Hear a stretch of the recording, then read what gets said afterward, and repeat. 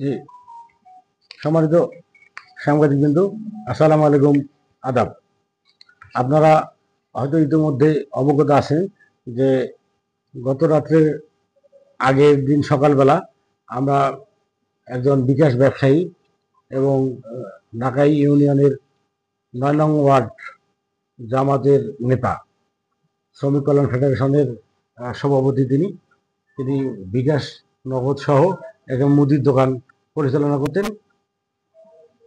তিনি 17 তারিখ রাত 12টার পরে তার দোকান বন্ধ করে বাসায় যাওয়ার প্রাককালে তার একজন পরিচিত সৈকত মণ্ডল তাকে ফোন করে যে তার কাছে বাকি টাকা রয়েছে 1100 টাকার মতো, সেই পাওনা টাকা ফেরত দেবে মর্মে তাকে ডেকে নিয়ে যায় এবং তার বাড়ির রাস্তায় তাকে কৌশলে ক্লোরোফেম মেশানো একটা রুমাল তার নাকে শুকিয়ে তাকে অজ্ঞান করে এবং কাঁচা রাস্তার পাশে একটা পরিত্যক্ত জায়গার মধ্যে ফেলে রাখে।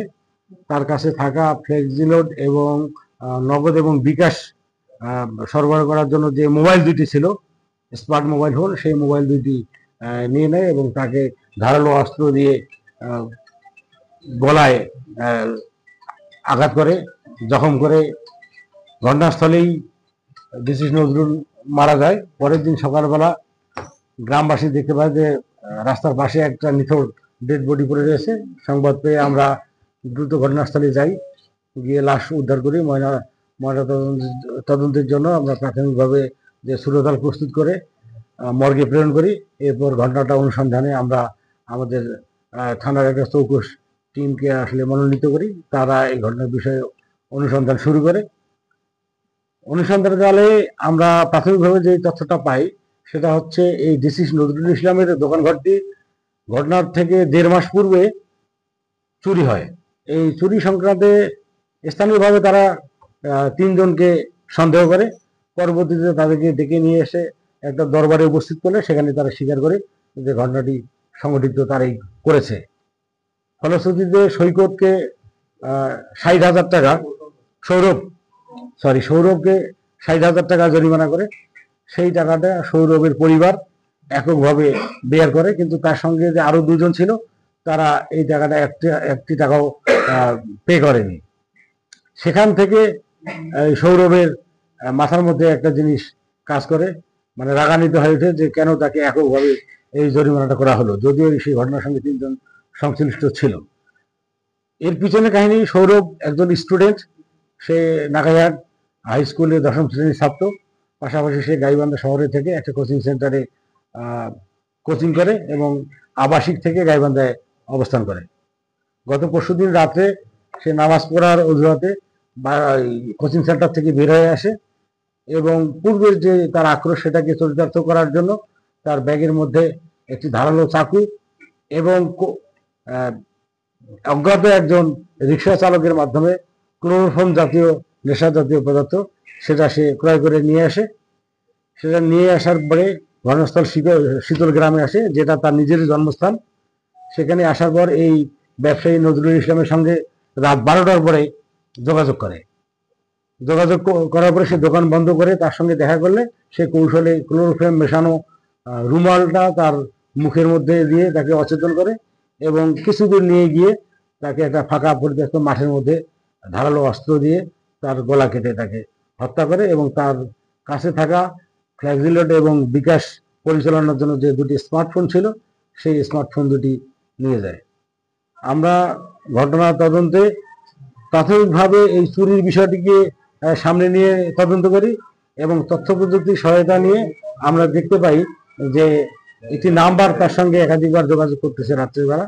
পরে সেই নাম্বারের তথ্যের আমরা সংগ্রহ করি, সেটার সঙ্গে আমাদের যে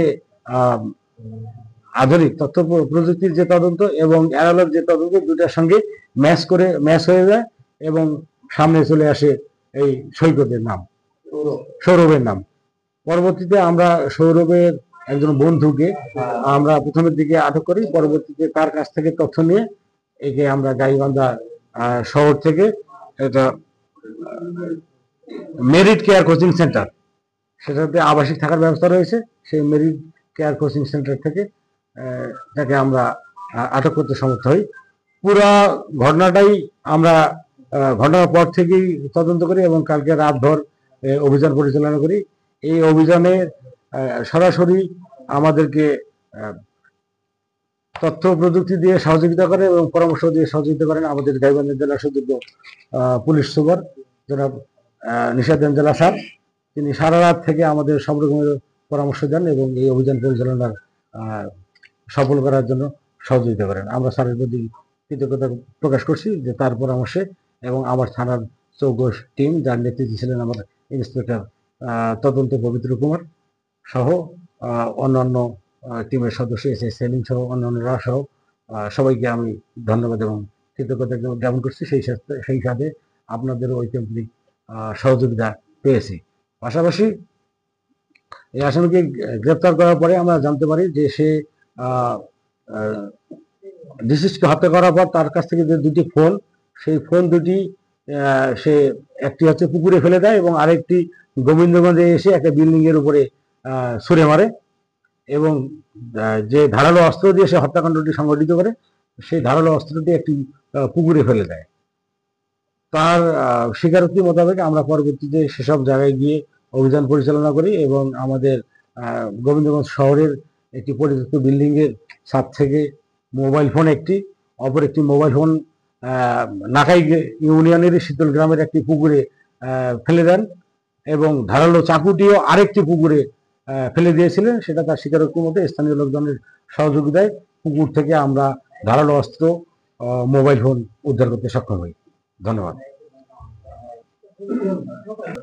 হ্যাঁ, সেই বিষয়টিও আমরা আসলে মাথায় রেখেছি। আমাদের তদন্ত কার্যক্রম এখন পর্যন্ত অব্যাহত রয়েছে যে একে কেউ ব্যবহার করতে পারে অথবা তার সহযোগী হিসাবে আরো কেউ থাকতে পারে।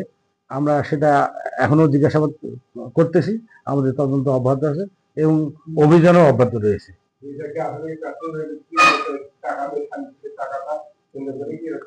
হ্যাঁ, ধন্যবাদ আপনাকে। আসলে আমরা না, সেটাকেও আমরা উড়িয়ে দিইনি।